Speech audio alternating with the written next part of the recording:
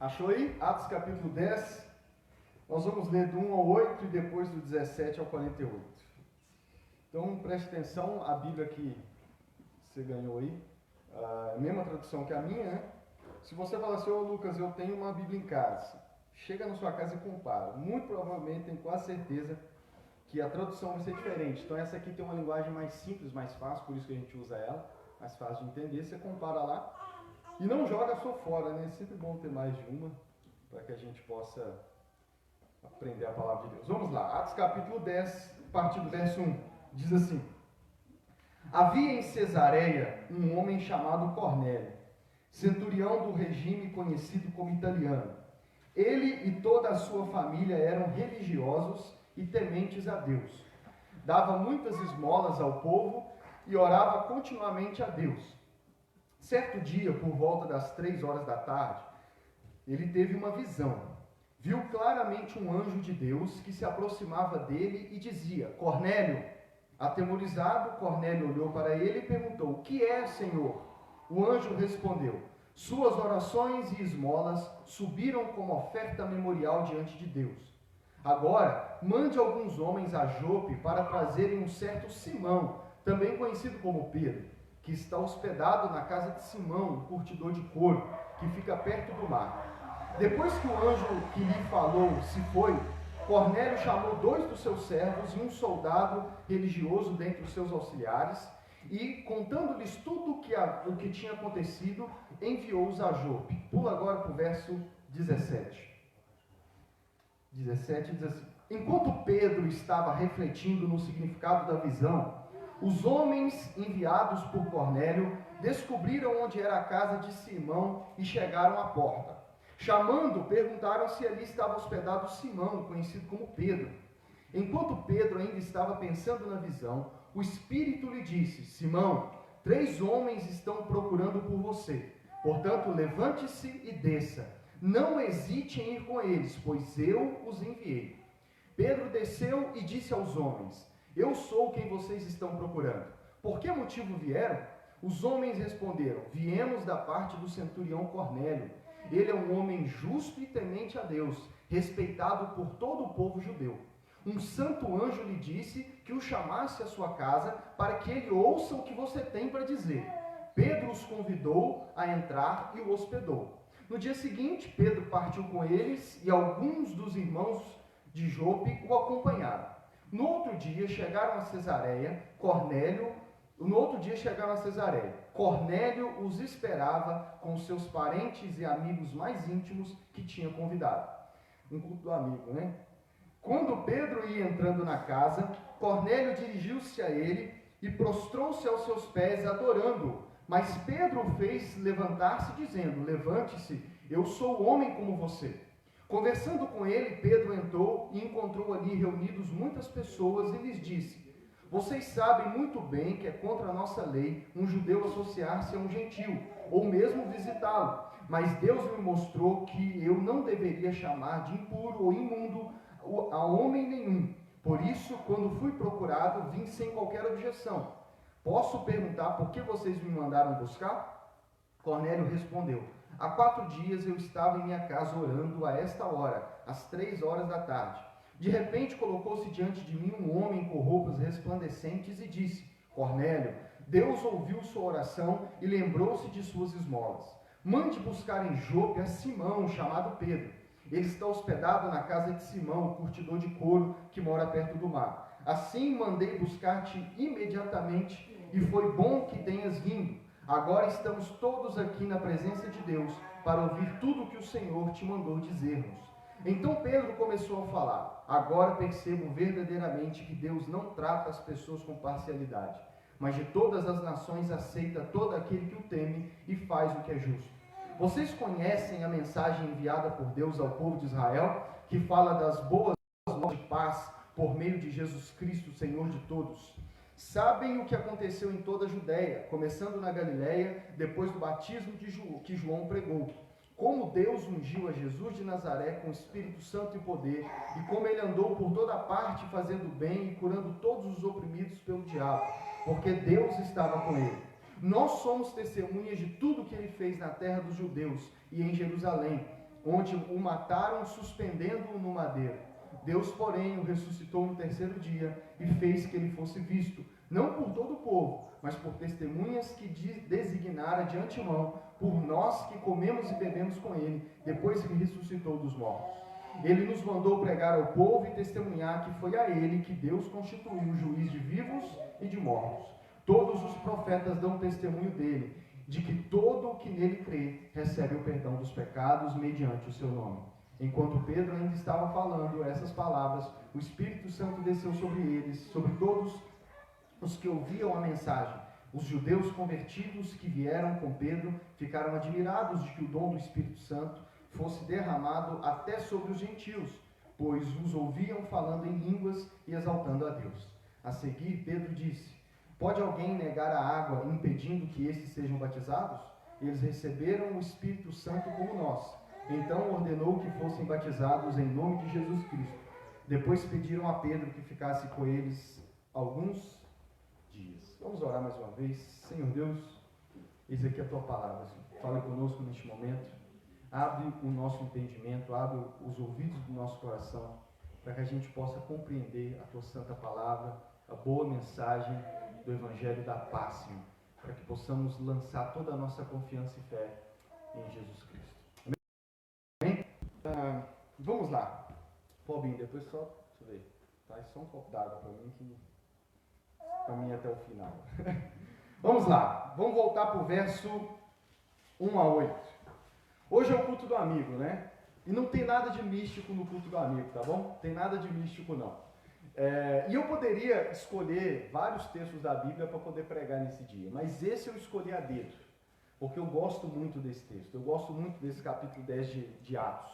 E à medida em que eu for pregando, você vai entender o porquê que eu escolhi essa passagem da Bíblia para pregar hoje e porquê que eu digo que eu gosto muito dela.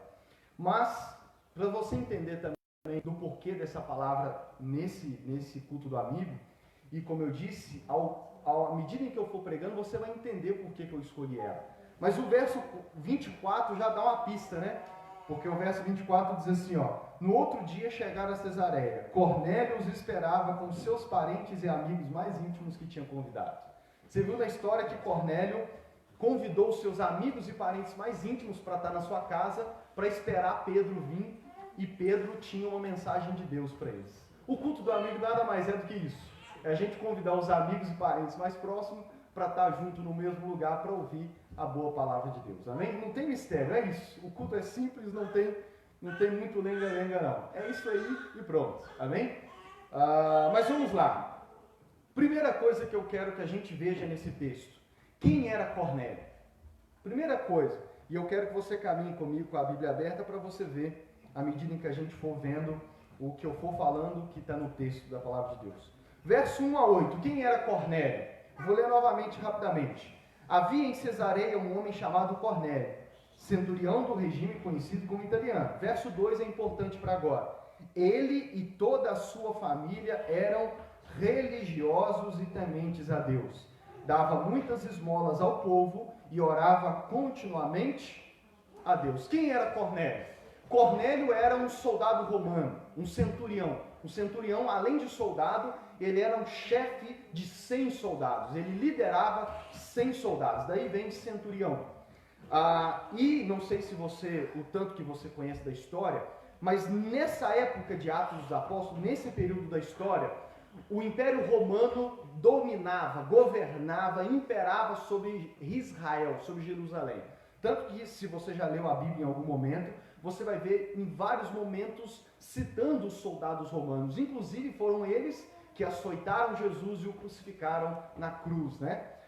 Então nessa época era muito comum você ver soldados lá em Israel, em Jerusalém. E Cornélio era um deles. Agora um outro detalhe para você entender o que esse texto está apontando para Cornélio. O povo de Israel, o povo judeu, ele é um povo que em toda a sua história, em toda a história em que eles fizeram que era certo, né? Eles adoravam um único Deus vivo e verdadeiro. O povo judeu é um povo que adora um único Deus. Eles não creem em vários outros deuses. É claro que se você ler a história, vai ter momentos na história em que eles adoraram outros deuses. Mas isso era um pecado diante de Deus. Mas na história, Deus se revelou para esse povo, para o povo de Israel, para o povo judeu, começando lá por Abraão, e Deus se revelou a eles como o único Deus e disse para eles: adorem somente a mim. Por exemplo, o primeiro dos 10 mandamentos é: eu sou o Senhor teu Deus que te tirou do Egito, da terra da escravidão. Não terás outros deuses além de mim. Então Deus se revela para o povo judeu, para o povo de Israel, e se revela como o único Deus vivo e verdadeiro. E ele diz: não adorem outros deuses. Então, com exceção do período em que eles pecaram, cometendo pecados de idolatria, o povo judeu é um povo que normalmente eles acreditam em um único Deus vivo e verdadeiro. Por exemplo, o profeta Isaías, no capítulo 43, verso 10, diz assim, Deus dizendo para o povo: vocês são minhas testemunhas, declara o Senhor, e meu servo a quem escolhi, para que vocês saibam e creiam em mim, e entendam que eu sou o Senhor. Antes de mim nenhum Deus se formou, nem haverá algum depois de mim. Eu mesmo sou o Senhor, e além de mim não há salvador algum. Então o povo judeu é um povo o qual Deus se revelou para eles, dizendo: eu sou o único Deus, não tem outros deuses diante de mim. E como eu disse, ao menos com exceção de quando eles pecaram, cometendo o pecado da idolatria, o povo judeu é um povo que acredita no único Deus vivo e verdadeiro. Por que eu estou entrando nesse detalhe? Porque os romanos, o povo romano, era um povo que adorava outros deuses. Eles adoravam vários deuses. Os romanos eram um povo que eles aceitavam a adoração de vários outros deuses, diferente do Deus de Israel, do Deus do povo judeu, diferente do povo judeu, que acreditava no primeiro dos mandamentos. Então, por que eu estou dando esses detalhes para você? Porque quando a Bíblia vai dizer que Cornélio, um soldado romano, era temente a Deus e religioso, a Bíblia está querendo nos dizer, quando a gente estuda ela completa, né, com toda a Bíblia completa, a gente vê que na Bíblia, no Novo Testamento principalmente, todas as vezes que a Bíblia chamava um homem, principalmente quando ele não era judeu, que a gente chamava de gentil, quando ele não era judeu, quando ele era um gentil, e a Bíblia chamava ele de temente a Deus, o que ela está querendo dizer é que esse homem, mesmo não sendo judeu, ele adorava um único Deus. Ele cria num único Deus, e normalmente no Novo Testamento cria no Deus que o povo judeu acreditava. Por isso que você vai ver Deus enviando um anjo até Cornélio e os homens que foram chamar Pedro dizendo que ele era respeitado pelo todo o povo judeu. Então, Cornélio era um homem que acreditava num único Deus. E além de acreditar num único Deus, ele era temente a esse Deus, e não só temente, nessa versão da Bíblia diz que ele era religioso, em outras traduções diz que ele era piedoso. O que significa isso? Significa um homem que a sua vida prática, com o seu estilo de vida, era de acordo com a sua crença. Era um homem que era piedoso. Inclusive, o detalhe que a Bíblia vai dizer é que ele dava muitas esmolas e fazia continuamente orações.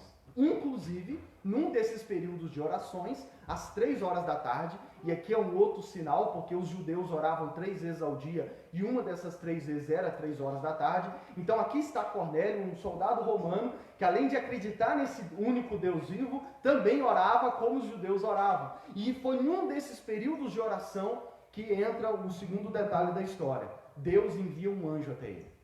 Já pensou que maravilhoso Deus enviar um anjo para falar com você, para te dar um recado? Deus envia um anjo até Cornélio. E qual que é o detalhe? Verso 3 e 4. Certo dia, por volta das 3 horas da tarde, ele teve uma visão. Viu claramente um anjo de Deus que se aproximava dele e dizia: Cornélio. Atemorizado, ele olhou para ele e perguntou: o que é, Senhor? E o anjo respondeu: suas orações e esmolas subiram como oferta memorial diante de Deus. Olha para você ver que maravilhoso. Deus envia um anjo até aquele homem e diz: Cornélio, Deus me enviou. Por quê? Porque as suas orações e as suas esmolas estão na memória de Deus. Deus está vendo tudo que você faz. Deus está vendo as esmolas que você dá. Aqui não é as redes sociais, não é as pessoas, não. É Deus. Deus está vendo as esmolas que você dá. Deus ouve as orações que você faz. Portanto, Ele me enviou até você. Já imaginou que maravilhoso isso? Deus, além de enviar um anjo, ainda diz: o que você faz, eu vejo o que você faz, eu vejo a sua vida e de certa forma eu aprovo a sua vida, eu aprovo o seu estilo de vida. Por isso Deus me mandou. Mas aqui entra um detalhe. A mensagem principal do anjo é: Deus mandou te dizer duas coisas. A primeira é que ele está te ouvindo, é que ele está te vendo. E a segunda é que você tem que mandar homens lá em Jope buscar um homem chamado Simão, que também é conhecido como Pedro. Deus deu todo o endereço para ele e falou: manda buscar esse Pedro, porque esse Pedro tem uma mensagem para você. Esse Pedro tem uma mensagem que você e a sua família precisa ouvir. Então, o mais importante aqui, Deus envia o anjo e diz para Cornélio: manda buscar Pedro. E aqui entra o outro ponto. Quem era esse Pedro? Quem é esse Pedro a quem o anjo ordenou para Cornélio e disse que Deus mandou ele lá buscar para trazer uma mensagem? O Pedro era o São Pedro, um dos 12 apóstolos de Jesus. Pedro, além de ser um dos 12 apóstolos de Jesus, que andou com Jesus durante toda a caminhada de Jesus nessa terra, Pedro ainda era o líder dos apóstolos. Por exemplo, Pedro é aquele que em Mateus 16, quando Jesus pergunta assim para os seus discípulos, para fazer um teste com eles: quem as pessoas dizem que eu sou? E aí eles dizem, né, os discípulos respondem: uns dizem que é Jeremias, outros dizem que é João Batista, todo mundo fala muita coisa do Senhor, o Senhor está famoso. Aí Jesus vira para eles e diz assim: e vocês, que já estão andando comigo, quem eu sou para vocês? E aí quem é que toma a palavra? Imagina aquele silêncio, né? Pergunta difícil. Imagina o silêncio. Pedro toma a palavra e diz assim: tu és o Cristo, o Filho do Deus vivo. E aí Jesus vira para ele e fala assim: Pedro, você é muito feliz, porque essa revelação de quem eu sou não foi nenhum ser humano que te revelou, foi o meu Pai que está no céu que te revelou. Sua resposta está certa e você é um feliz por ter recebido essa revelação de Deus. E aí Jesus vira para ele e diz assim: o seu nome significa pedra, sob essa pedra eu edificarei a minha igreja. Por isso Pedro é o líder da igreja. Por isso Pedro foi um dos líderes, foi o líder dos 12 apóstolos. Em João 21, quando Jesus vai lá restaurar Pedro, que não sei se você lembra, Pedro negou Jesus 3 vezes, né? Quando Jesus estava sendo crucificado. Quando Jesus, após ter ressuscitado, vai lá chamar Pedro de volta, Jesus disse assim: Pedro, você me ama? Jesus pergunta para ele 3 vezes: você me ama? Ele diz: eu amo. Aí Jesus vira para ele e diz assim: então, levanta a cabeça, em outras palavras, né? Levanta a cabeça e vai apacentar as minhas ovelhas. Vai cuidar das minhas ovelhas. Em outras palavras, bola para frente, eu estou aqui, eu ressuscitei, eu te perdoo pelo que você fez, lidera a minha igreja. Em Marcos 16, Jesus vira para Pedro e os outros apóstolos e diz assim: e vão por todo mundo e preguem o evangelho a toda criatura. Quem crer e for batizado será salvo. Jesus, então, além de colocar Pedro como líder, Jesus diz assim: vão pelo mundo inteiro, você e os outros, e preguem o evangelho. Preguem a minha notícia, preguem a respeito de mim, para que todo aquele que nele crê, todo aquele que crê nessa mensagem for salvo e for batizado vai ser salvo. Então Jesus, Pedro começa. E o livro de Atos, vamos voltar para Atos. E o livro de Atos, toda a história que Atos narra, do capítulo 1 ao capítulo 28, é um resumo de 30 anos de história. A história que conta Atos dos Apóstolos é um resumo dos 30 primeiros anos da história da igreja. Dos 30 primeiros anos que resume aquilo que Pedro, juntamente com os outros apóstolos, fizeram, espalhando o evangelho por toda a região em que eles viviam, por toda a região do Oriente ali. Então, Atos resume toda essa história. Por isso que quando Deus envia um anjo até Cornélio, o que o anjo diz? O que Deus manda Cornélio fazer? Manda buscar esse Pedro. Manda buscar o apóstolo. Porque ele tem uma mensagem que eu vou anunciar para você. Ele tem uma mensagem que você e a sua família precisam ouvir. E qual é essa mensagem? O detalhe. Muda a página e vai para o capítulo 11, verso 13 e 14. Atos 11, 13 e 14. Aqui, capítulo 11, é Pedro contando para os outros apóstolos como foi essa experiência lá da ida na casa de Cornélio. E olha o que o verso 13 e 14 nos acrescenta de informação. Verso 13 e 14. Pedro contando: ele nos contou como um anjo tinha aparecido em sua casa e dissera: mande buscar em Jope a Simão, chamado Pedro. Ele lhe trará uma mensagem por meio da qual serão salvos você e todos os da sua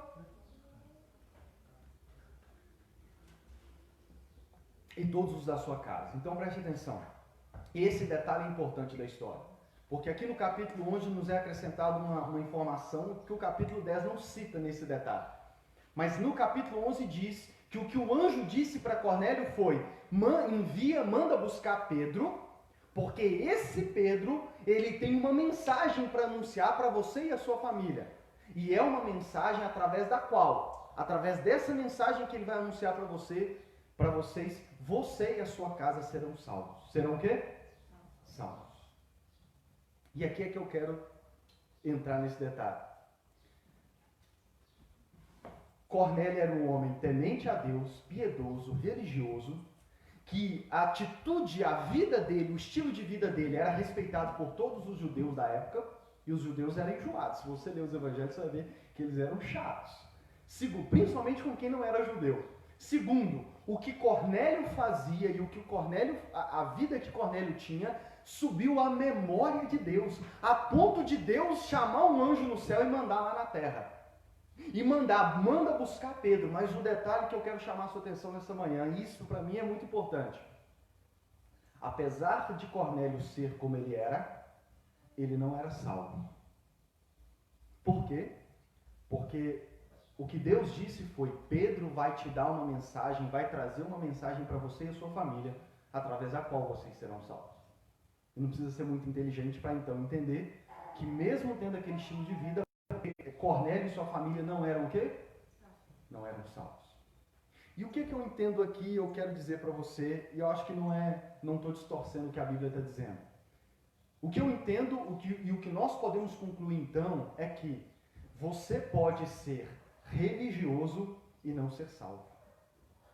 Você pode ser uma pessoa, assim como Cornélio, que tem uma vida impecável, um testemunho impecável diante de Deus, diante dos homens e às vezes diante de Deus. Você pode ser uma pessoa que tem muitas boas obras para apresentar e que às vezes o que você faz, a boa pessoa que você é, o estilo de vida que você tem, quem sabe também está na memória de Deus, está lá, Deus está vendo a forma como você e a sua família são. Mas mesmo assim isso não significa que você e a sua família são salvos.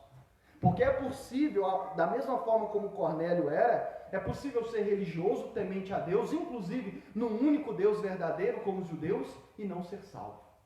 E deixa eu dizer para você, essa é uma das verdades bíblicas mais difíceis de aceitar, principalmente nos dias em que a gente vive hoje. Porque quando você vai conversar com as pessoas, a maioria das pessoas vão dizer para você: não, mas eu creio em Deus. Não, eu acredito num Deus criador de todas as coisas. Irmãos, nós sabemos que a maioria do Brasil é cristão, seja católico ou evangélico, né? Você sabia disso, né? O Brasil é um país que podemos resumir dessa forma, um país cristão. A maioria das pessoas no Brasil acredita num único Deus verdadeiro. Mas isso não significa que a pessoa é salva. Isso não significa que ela e a sua família são salvos e que às vezes mesmo Deus podendo enviar um anjo aqui e dizer: não, ele é uma pessoa temente, piedosa, isso não significa que você é salvo, você e a sua família. E eu sei que essa é uma verdade dura de engolir, porque às vezes a gente acha que o mero acreditar em Deus é o suficiente. Olha o que Tiago diz também na Bíblia. Tiago capítulo 2 verso 19 diz assim: você crê que existe um só Deus? Olha Tiago perguntando: você crê que existe um só Deus? Aí olha a conclusão: muito bem, até mesmo os demônios creem e tremem. Olha o que a palavra de Deus diz: você acredita que existe um só Deus? Aí a Bíblia diz assim: faz muito bem, mas até os demônios acreditam no único Deus, e além de crer, eles tremem. Em outras palavras, juntando com o texto de Cornélio, irmãos, acreditar no único Deus, meus amigos, no único Deus, ainda que você diga: eu acredito no único Deus que criou todas as coisas, deixa eu dizer para você uma verdade nesta manhã: isso não significa que você e a sua família estão salvos. Porque Cornélio e a sua família, apesar de serem excelentes pessoas, eles não eram salvos. Porque a salvação não está no estilo de vida que você tem. A salvação não está na religião que você professa. A salvação está única e exclusivamente na mensagem do Evangelho. A salvação está única e exclusivamente na mensagem que lá anos atrás Pedro foi encarregado por Jesus de pregar, e está na mensagem que ainda hoje todos os cristãos são vocacionados por Jesus para também ir por todo esse mundo e pregar, e é por isso que eu estou aqui. É por isso que eu convidei você para estar aqui nessa manhã, para que eu pregue para você essa mensagem. E qual é essa mensagem? Vamos para o texto, verso 36 do capítulo 10.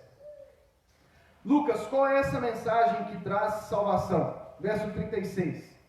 Pedro começou a dizer para eles: vocês conhecem a mensagem enviada por Deus ao povo de Israel, que fala das boas novas de paz por meio de Jesus Cristo, Senhor de todos. Vocês conhecem a mensagem enviada por Deus ao povo de Israel, que fala das boas novas da paz, de paz, por meio de Jesus Cristo. Primeira coisa, Pedro aqui começou a pregar a mensagem. Primeira coisa, primeiro detalhe dessa mensagem, a mensagem da salvação. A mensagem através da qual você e a sua família podem ser salvos. É uma mensagem que ela é centrada, focada em um homem, Jesus Cristo.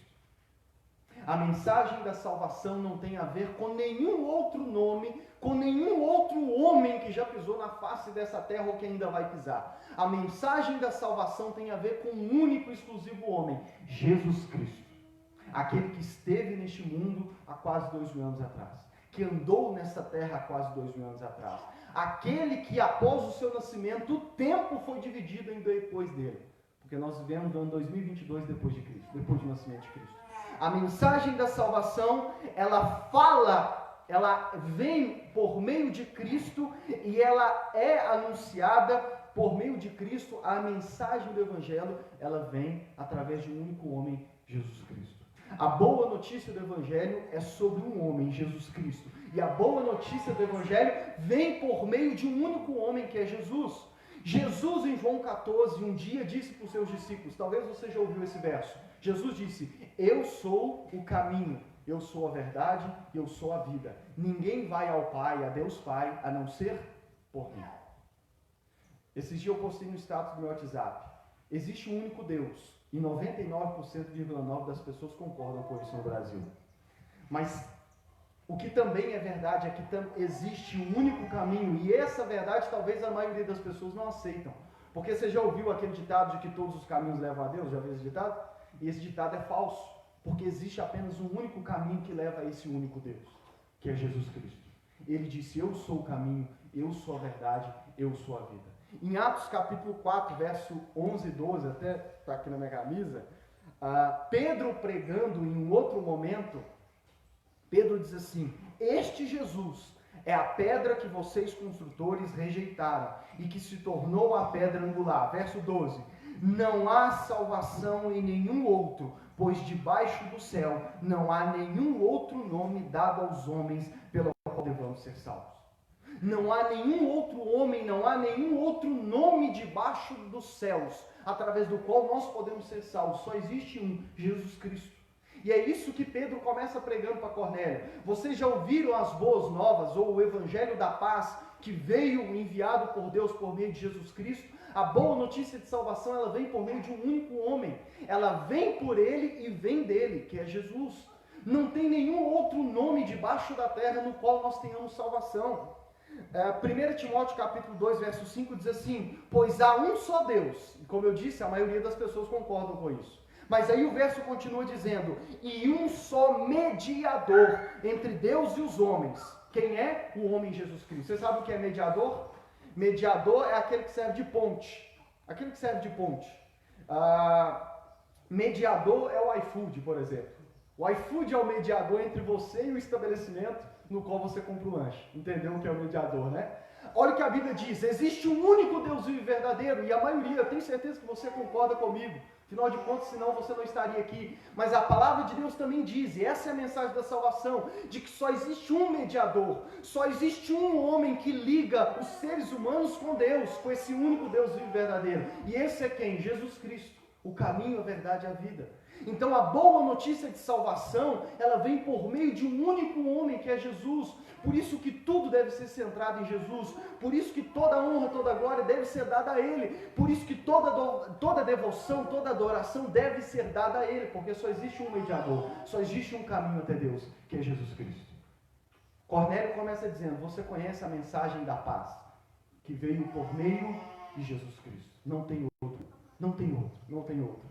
E o detalhe, Pedro também disse para ele, as boas novas de paz, por meio de Jesus Cristo. O evangelho da paz, em outras traduções. Por que que o evangelho, por que que a boa notícia, por que que a mensagem da salvação, ela é chamada de boa nova de paz? Por quê? A resposta é simples, porque a humanidade não está em paz com Deus. Amém? A mensagem da salvação, ela é uma mensagem de paz, por quê? Porque só existe uma mensagem de paz onde não há paz. Por exemplo, você sabe que ainda está tendo, né? Embora parou de divulgar um pouco, está tendo a guerra lá ainda. Acho que está tendo ainda, né? Pelo menos eu não fiquei sabendo que acabou, não. Lá, olha para você ver, se você chegar aqui no Brasil e falar, olha, balançar uma bandeira branca, o pessoal vai olhar para você na rua e vai falar o quê? Esse cara tá doido, né?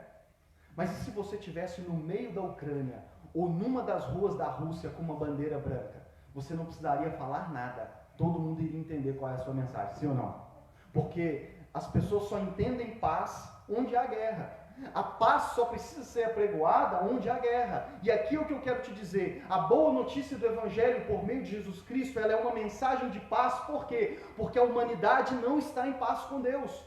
Deus enviou os seus apóstolos e hoje nós temos a Bíblia para pregar uma mensagem de paz, porque a maior parte da humanidade não está em paz com Deus. E deixa eu dizer para você, talvez, Lucas, do que você está dizendo? Para mim, irmãos, essa é uma verdade bíblica que não precisa muito de comprovação. Basta você ligar a televisão. Basta você ligar, por exemplo, a Record. Fica um dia inteiro na Record para você ver se você não fica doido.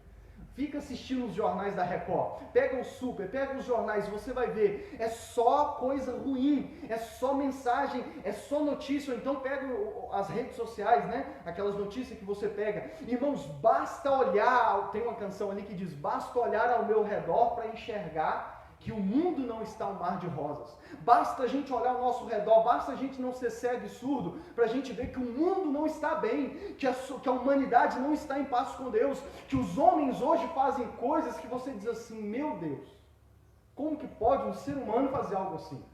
E eu gosto da descrição que Paulo dá em Romanos capítulo 3, a partir do verso 10 ao 18, da humanidade. O que Paulo faz? Ele vai juntando vários versículos da Bíblia do Antigo Testamento. E olha o que diz Romanos capítulo 3. Como está escrito, não há nenhum justo, nenhum sequer. Não há ninguém que entenda, ninguém que busque a Deus. Todos se desviaram, tornaram-se juntamente inúteis. Não há ninguém que faça o bem, não há nenhum sequer. Suas gargantas são túmulo aberto, com suas línguas enganam.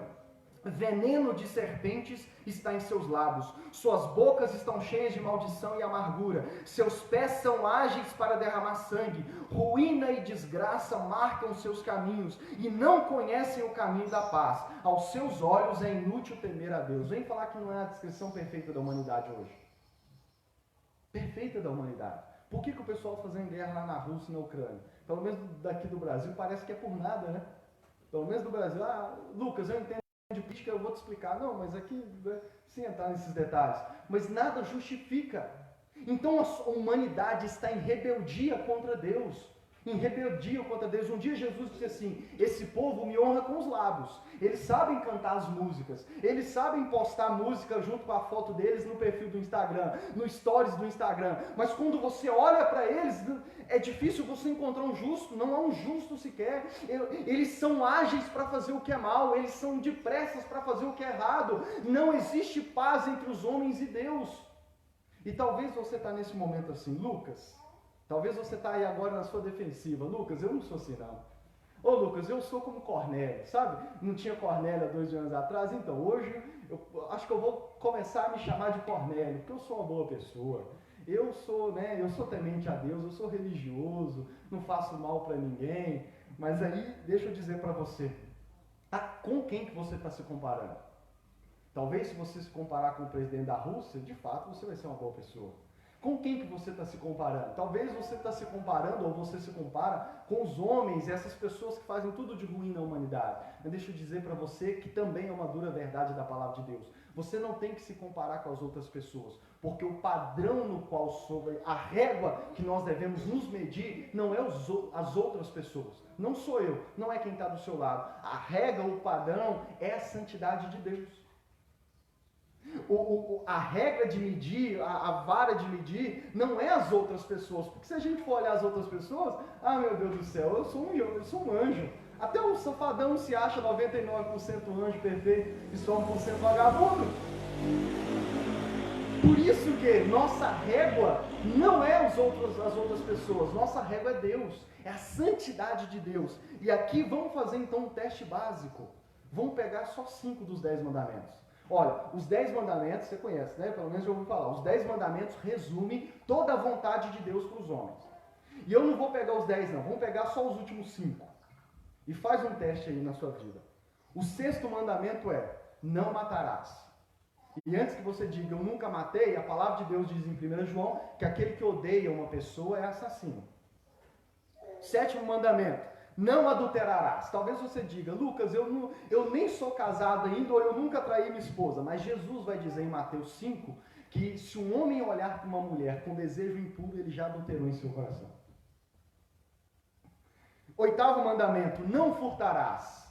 Não roube, né? E vem falar que a gente nunca roubou nada assim, que você olhou e falou, eles não vão precisar, não. 9º mandamento, não darás falso testemunho contra o seu próximo, a famosa mentira, que nós temos no calendário, no nosso calendário, um dia, de quê? Da mentira. E qual de nós aqui no momento de pressão ali, não é tentado a fazer uma mentirinha branca, como a gente chama, né? Não, essa mentirinha não vai prejudicar ninguém, não. E a palavra de Deus, ela não dá, assim, exceções. Não minta, mas tem exceção. Não, ela não tem exceção. 10º mandamento.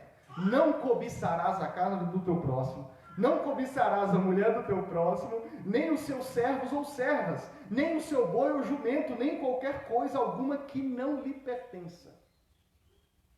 Não cobiçarás. 5 apenas dos 10 mandamentos. E aí eu volto a pergunta para você. Você está em paz com Deus? Você passa, deixa eu te dizer, Isaías 64, versos 5 e 6 diz assim: vem ajudar aqueles que praticam a justiça com alegria, que se lembram de ti e dos teus caminhos. Mas prosseguindo nós em nossos pecados, tu te iraste. Como então seremos salvos? Olha o verso 6.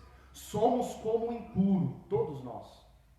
Todos os nossos atos de justiça são como trapo imundo. Murchamos como folhas e como vento, as nossas iniquidades nos levam para longe.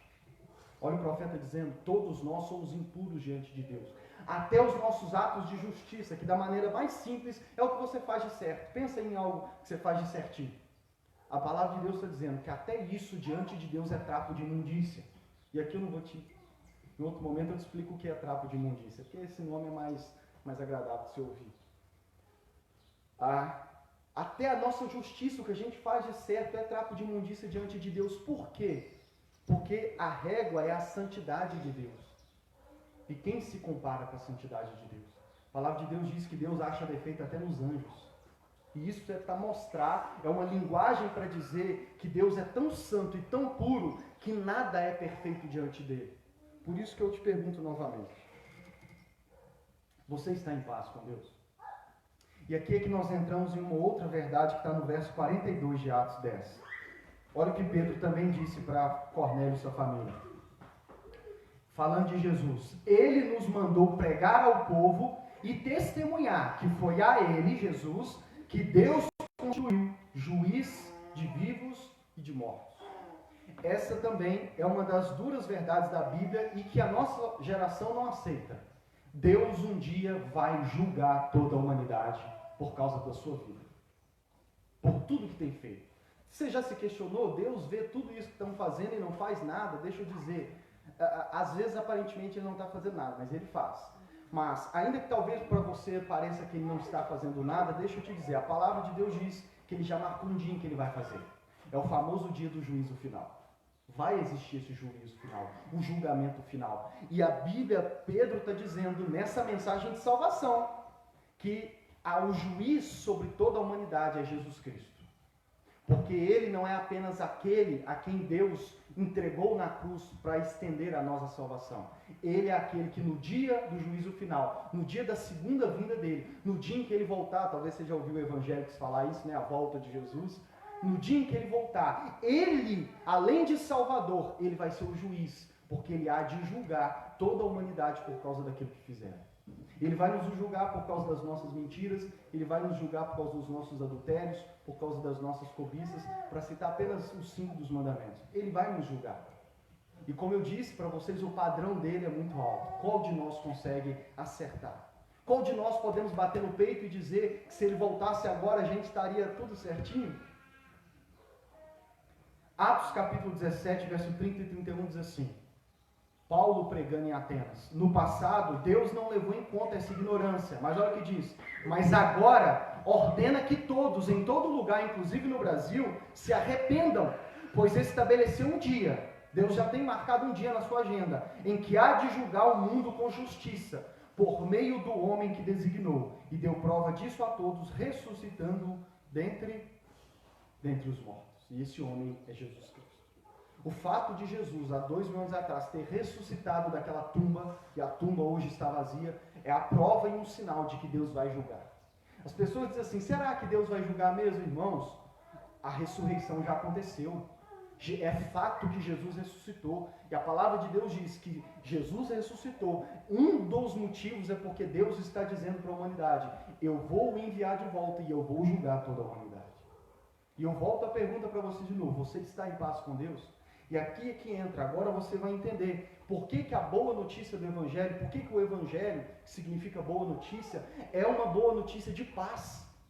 Porque a notícia do Evangelho, a mensagem do Evangelho é uma mensagem que deve ser anunciada para toda a humanidade que está em rebeldia contra Deus, que não está em paz com Deus, pelo menos não do ponto de vista de Deus, porque talvez você pode se sentir em paz com Deus, mas deixa eu te dizer, novamente eu digo, o ponto de vista não é o nosso, é o de Deus revelado na Bíblia.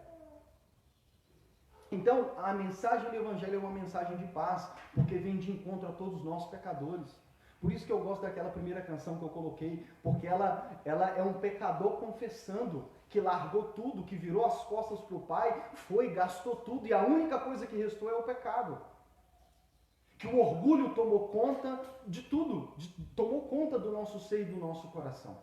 Eu gosto também daquela do plano, a que eu falei que para mim resume melhor o Evangelho, porque ela diz que o céu foi feito para mim, mas eu, tão pecador, não ia entrar. Irmãos, tem uma música, um rap que diz assim: quem vai entrar no portão do céu? Quem vai entrar? E na perspectiva do ponto de vista de Deus, nenhum de nós passa. Nenhum de nós entra. E lá não vai ter jeitinho brasileiro. Por isso que a minha mensagem do Evangelho é uma mensagem de paz. Porque ela vem para nós pecadores, é uma mensagem anunciada a nós pecadores para dizer: é possível você estar em paz com Deus. É possível você de fato estar em paz com Deus. E essa boa notícia por meio de quem? Eu já disse que é por meio de Jesus Cristo. Porque há quase 2000 anos atrás, Deus enviou o seu único Filho para pagar o preço por nós naquela cruz. Você já se perguntou por que Jesus teve que ser crucificado? Ele teve que ser crucificado do jeito que foi, para estabelecer a paz entre nós e Deus. Por isso que ele é o único mediador, porque nenhum outro deu a sua vida, pagou o preço para estabelecer a paz entre nós e Deus. Olha o que a Bíblia diz, Romanos 3:25, depois eu mando para vocês as referências, vocês conferem em casa. Vamos ler o verso 23 de Atos 10 primeiro. Olha o que Pedro disse: todos os profetas, e aqui ele está falando do Antigo Testamento, que escreveram a Bíblia, todos os profetas dão testemunho dele, Jesus, de que todo que nele crê, todo que em Cristo crê, recebe o perdão dos pecados mediante o seu nome. A boa notícia do Evangelho é de que, mesmo nós sendo pecadores e gostamos do pecado, há uma boa notícia, há uma forma de estarmos em paz com Deus, e essa forma é porque há 2000 anos atrás, Deus enviou o seu único Filho nessa terra para pagar o preço pelos meus e pelos seus pecados. Deus enviou Jesus para pagar naquela cruz o que eu e você deveríamos pagar, a dívida que eu e você tem, no caso de alguns ainda tem, ou no caso de outros aqui que você tinha com Deus. Deus enviou Jesus na cruz para pagar por mim e por você, e é por isso que ele teve que morrer. Paulo diz assim em Romanos 3:25, Deus o ofereceu como sacrifício para propiciação. O que é propiciação? É uma oferta, um sacrifício que apazigua a ira de Deus. Deus enviou Jesus e o crucificou naquela cruz para que Cristo fosse o sacrifício oferecido pelos meus e pelos seus pecados. para que o sacrifício de Cristo, para que Cristo naquela cruz recebesse sobre ele a justa ira de Deus que eu e você merecíamos. A Bíblia também diz assim: Deus tornou pecado por nós aquele que não tinha pecado. 2 Coríntios 5, 21. Jesus nunca pecou. Jesus nunca pecou. Jesus nunca cometeu um erro, nada, nenhum. Jesus nunca quebrou nenhum dos 10 mandamentos ou nenhum dos outros mandamentos de Deus. Jesus viveu uma vida perfeita, mas ele se entregou naquela cruz, ele foi sacrificado naquela cruz como o pior dos pecadores. Por quê? Porque ele estava assumindo os meus e os seus pecados naquela cruz. Ele estava levando sobre si os pecados que eu e você cometemos. Ele foi açoitado, crucificado, porque eu e você é que deveríamos ser. Mas Deus enviou o seu único filho, e isso é maravilhoso. Não somos nós que vamos fazer as pazes com Deus, é Deus que vem fazer as pazes para nós. Deus enviou Jesus para fazer a paz com essa humanidade pecadora. Deixa eu te dizer, talvez nós seres humanos somos assim. Às vezes a pessoa faz isso aqui com a gente e a gente nunca mais fala com ela. Às vezes a pessoa faz isso aqui com a gente tem que, quando perdoa, nosso Deus, tem que ser na base né? E tudo que nós, humanidade, fizemos e ainda fazemos contra Deus em rebeldia a Deus, esse Deus ainda é um Deus que há 2000 anos atrás enviou o seu único filho para pagar o preço pelos nossos pecados. A Bíblia também diz assim, 1 Pedro 3,18: Pois também Cristo sofreu pelos pecados, uma vez por todas, os justos pelos injustos, para nos conduzir a Deus. Ele teve que fazer tudo o que ele fez para nos levar até o Pai novamente. Colossenses 1,20: Por meio dele, reconciliar-se consigo todas as coisas, estabelecendo a paz pelo seu sangue derramado na cruz. Por isso que a canção diz: foi o sangue lá na cruz, derramado por Jesus, que fez Deus me aceitar. Foi a solidão da cruz. Por que a solidão da cruz? Porque eu não sei se você já leu ou já ouviu alguém dizer, quando Cristo estava crucificado, teve um momento em que ele olhou para o céu e disse assim: Deus meu, por que me abandonaste? Naquele dia, naquela cruz, Deus Pai no céu virou as costas para o Deus Filho. Deus abandonou Jesus naquela cruz. Deus o deixou solitário. Tanto que as pessoas zombavam de Jesus dizendo: vamos esperar, vamos ver se Deus vem responder a oração dele. E Deus não respondeu a oração naquele dia. Por quê? Deus o abandonou. Por que Deus o abandonou, Lucas? Porque eu e você é que merecíamos o abandono de Deus. Mas naquele dia Deus o abandonou para que Deus pudesse nos receber novamente. Deus teve que abandonar o Filho, Jesus Cristo, para que ele pudesse receber a mim e a você. Porque se o Filho não fosse abandonado, o abandonado seríamos eu e você. Mas porque Deus enviou o seu Filho e o abandonou naquela cruz como sacrifício pelos nossos pecados, hoje o Pai pode receber-nos de braços abertos. Hoje Deus pode estender o perdão a mim e a você. E é por isso que eu vou concluir. Diante dessa palavra, nós podemos compreender algo muito simples. Existe uma diferença, e esse é o ponto aqui. Existe uma diferença entre religião e evangelho. Existe uma diferença entre religião e evangelho. Religião é o que o homem faz para Deus. Amém? Religião é o que o homem faz para Deus. Religião é o que você faz para Deus ou em nome de Deus. Você já deu uma esmola? Você já deu algo? E a pessoa falou assim: Deus te abençoe. E você pensa: não, eu fui motivado por Deus, né? Eu fiz para ajudar o próximo. Religião é o que você faz para Deus ou em nome de Deus. O evangelho é o que Deus fez por mim e por você. É totalmente diferente. Religião é o homem tentando se aproximar de Deus. Você já viu aqueles desenhos ou filmes das pessoas sacrificando as coisas em vulcão? Já viu desenho assim? Sacrificando a coisa. Tem pessoas ao redor do mundo que fazem loucuras. Já teve no passado e ainda tem em países do mundo pessoas que sacrificam o próprio filho em nome de Deus. Religião é isso, é o homem tentando de alguma forma se aproximar de Deus. Não à toa a gente diz, né? No popular a gente diz que religião quem inventou foi os homens. E de certo sentido de fato. Religião é os homens tentando fazer algo para se aproximar de Deus. Lucas, o que é o evangelho? O evangelho é Deus enviando o seu filho para se aproximar de nós. O evangelho é Deus Filho encarnando no ventre de Maria para se aproximar da raça humana. Então é o inverso. Religião é sobre o que o homem faz para tentar ser salvo. Um dia um jovem chegou perto de Jesus e disse assim: Senhor, o que eu devo fazer para ser salvo? Olha que pergunta errada, né? Mas essa é a pergunta que todos nós fazemos. E às vezes você dá esmola, às vezes você é uma boa pessoa para dizer, não, quando Jesus voltar eu vou merecer ir para o céu, porque afinal de contas eu sou uma boa pessoa. Religião é isso. É você tentando viver uma boa vida para ser salvo. O que é o Evangelho? O Evangelho é Deus enviando o seu Filho para pagar o preço pelos seus pecados, para que você seja salvo. Religião é do homem para Deus. O Evangelho é Deus para o homem. E essa é a diferença fundamental que a maioria de nós não compreende. Por isso que eu finalizo dizendo, nesta manhã nós te convidamos para estar aqui e eu não quero saber a sua religião. Nesta manhã eu não estou aqui querendo que você venha para a minha religião. Amém? Eu não estou aqui para te chamar para a minha religião. Eu não estou aqui para perguntar qual é a sua religião. Se vocês já me conhecem, vocês sabem. Eu raramente pergunto a religião dos outros. Por quê? Porque religião não é o que torna as coisas diferentes. Também, da mesma forma, quando uma pessoa me diz que é religiosa, para mim também, estão entendendo? Não muda muita coisa. Por quê?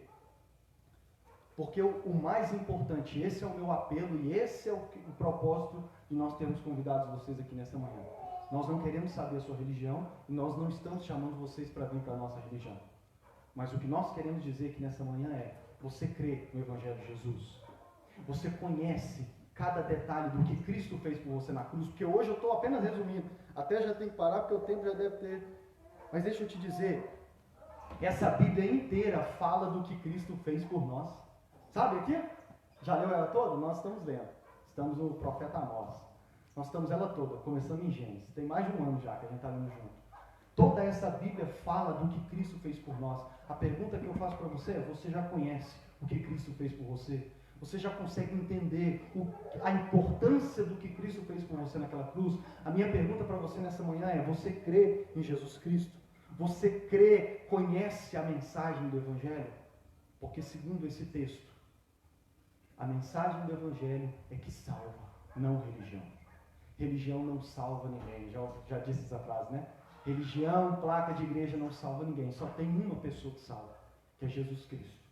E a boa mensagem do Evangelho, que Ele confiou aos seus apóstolos e hoje confia a todos os cristãos e também a mim como pastor, que é anunciar para todas as pessoas, inclusive para as religiosas, que só existe um meio de salvação, que é por meio de Jesus.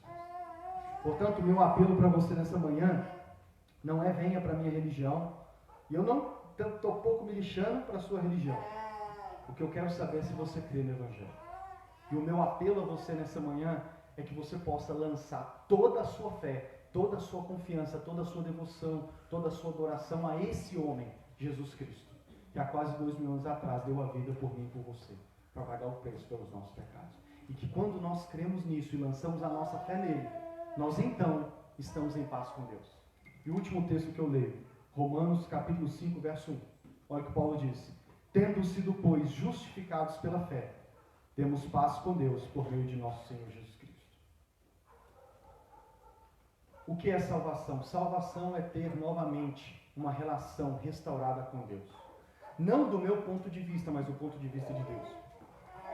E Deus se reconcilia conosco quando nós lançamos a nossa fé em Cristo Jesus. Mas eu finalizo, talvez você um dia me pergunte, Lucas, mas existe uma religião verdadeira? Porque no mundo tem várias. Existe uma verdadeira religião? E a resposta que eu te dou é, existe. Existe. Existe uma religião verdadeira. E qual é essa religião? A religião que é fundamentada, que é baseada, que é centrada e que tudo flui, nasce e tem como motivação e inspiração Jesus Cristo e o Evangelho. Porque se a mensagem do Evangelho, se é através de Jesus que nós nos reconciliamos e temos paz com Deus, se religião é o que nós fazemos, existe uma religião verdadeira. E a religião verdadeira é aquela que flui, que nasce, que é motivada e inspirada por Jesus Cristo e a boa notícia do Evangelho. Fique de pé. Vamos orar. Coloque a sua mão no seu coração por um momento. Eu vou pôr a música no plano novamente, porque ela resume tudo que eu tentei expressar para você. E eu te convido a orar. diante dessa palavra, diante de tudo que você ouviu, a falar com Deus. Feche seus olhos.